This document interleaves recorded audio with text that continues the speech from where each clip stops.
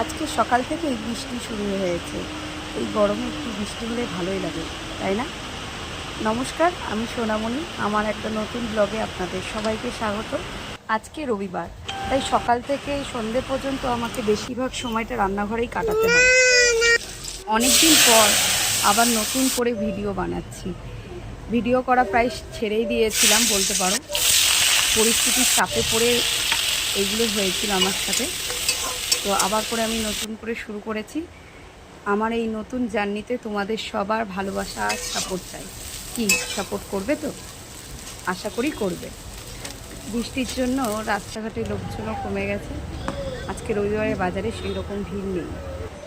সকালবেলার রান্না, দুপুরের রান্না প্রায় আমার কমপ্লিট হয়ে গেছে। এবার মাম্মামকে খাইয়ে দেব। দেব দেব